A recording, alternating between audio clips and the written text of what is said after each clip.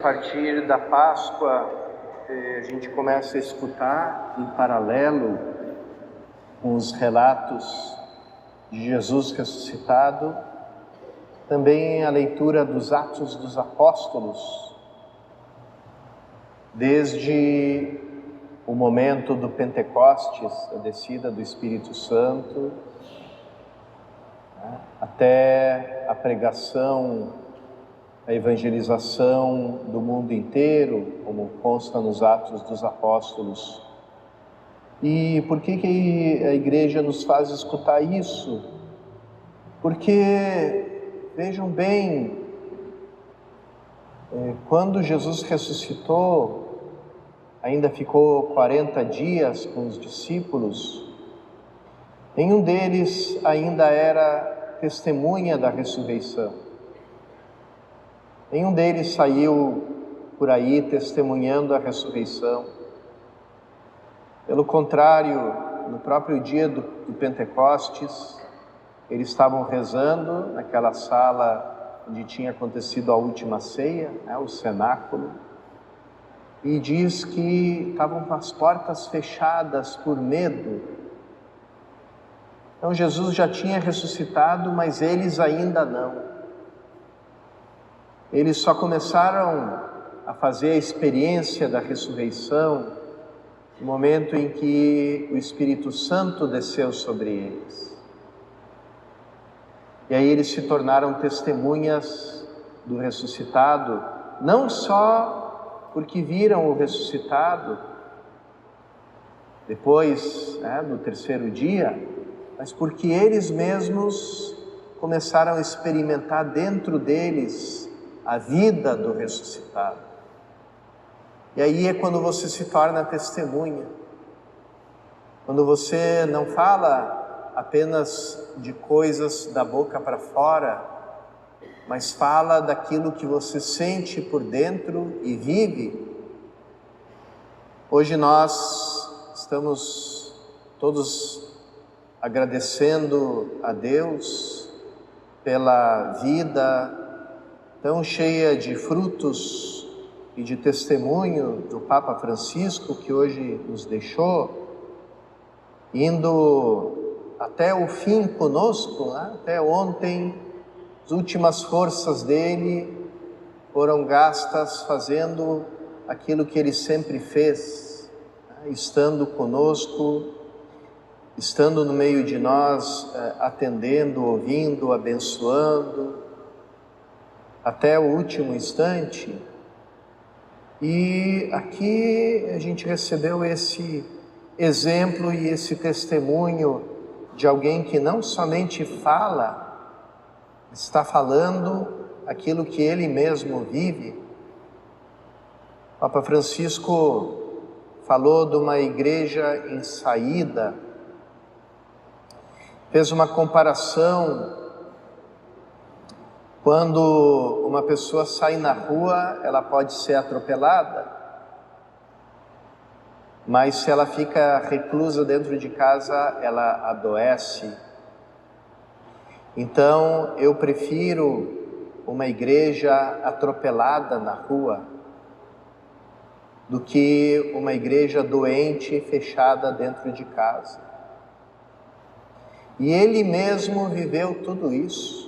O Papa saiu na rua e foi atropelado tantas vezes pelo mundo secular, pela grande imprensa que interpretava mal os gestos dele de bondade e de misericórdia com os pecadores, pelos próprios católicos que liam os gestos dele não à luz da igreja, da tradição da igreja, da doutrina da igreja, mas à luz da interpretação que o mundo secular e a grande imprensa dava para os gestos dele.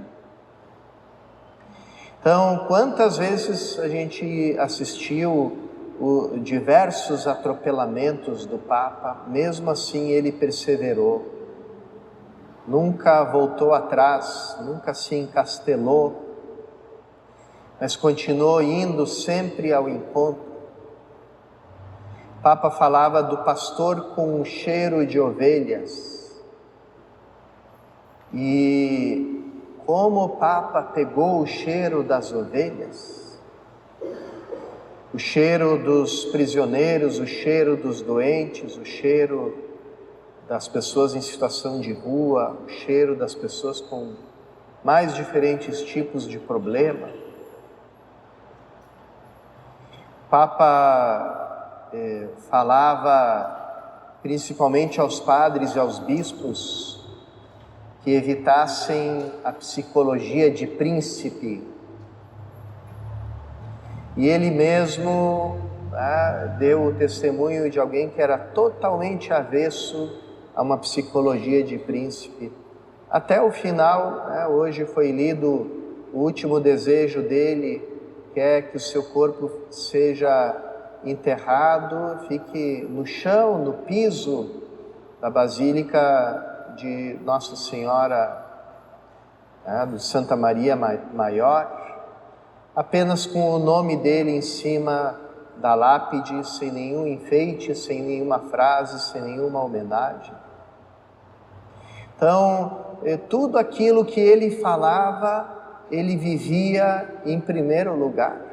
Tudo aquilo que ele convidou a igreja a fazer, ele mesmo fez, dando o primeiro exemplo. Falando da misericórdia, ele mesmo foi o primeiro a realizar tantos gestos de misericórdia.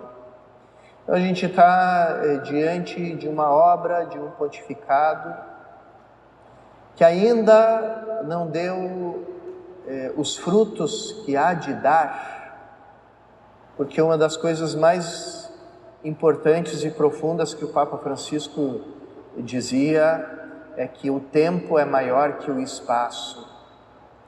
E, portanto, que a igreja, ao invés de estar buscando espaços, ela deveria estar dedicada a iniciar processos.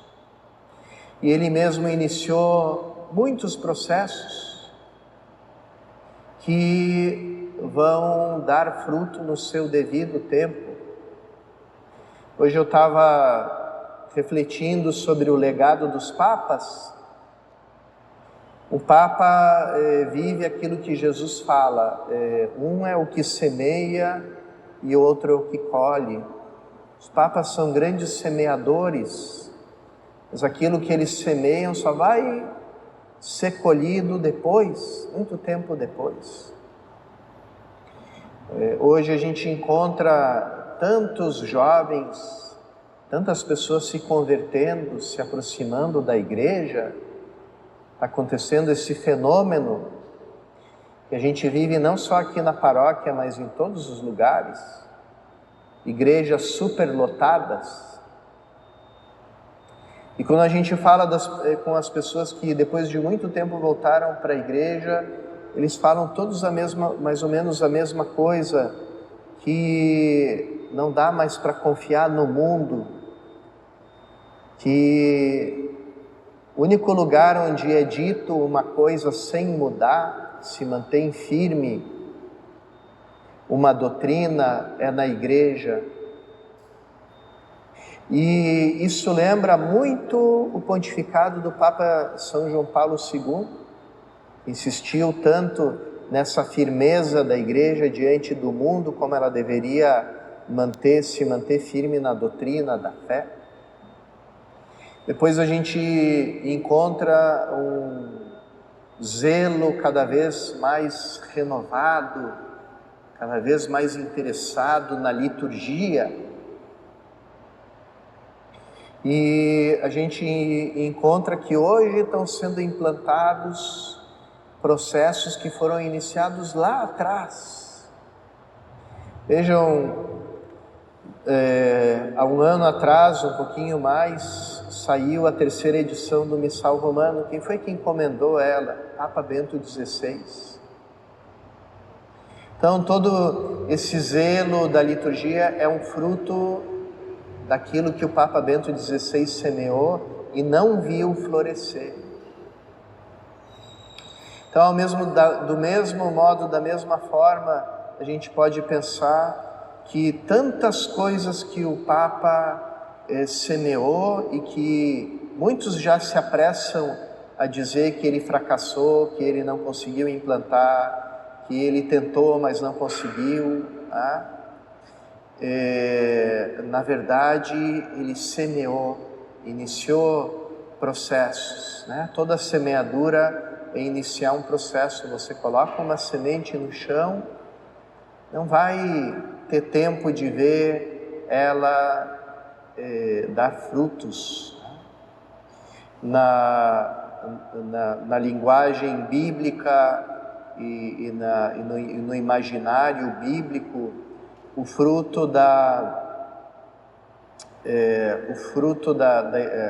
símbolo da eternidade é a árvore a tamareira, a árvore das tâmaras.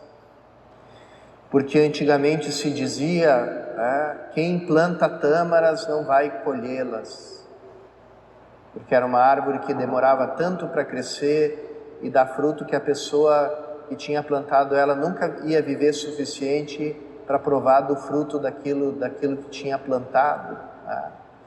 E por isso as tamareiras eram um símbolo da eternidade.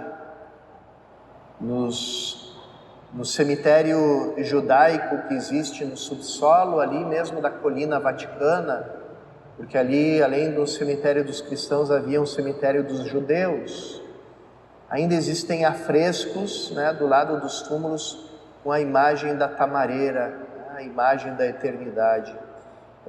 Papa Francisco certamente plantou muitas tâmaras, muitas tamareiras, na igreja e no coração de cada um de nós.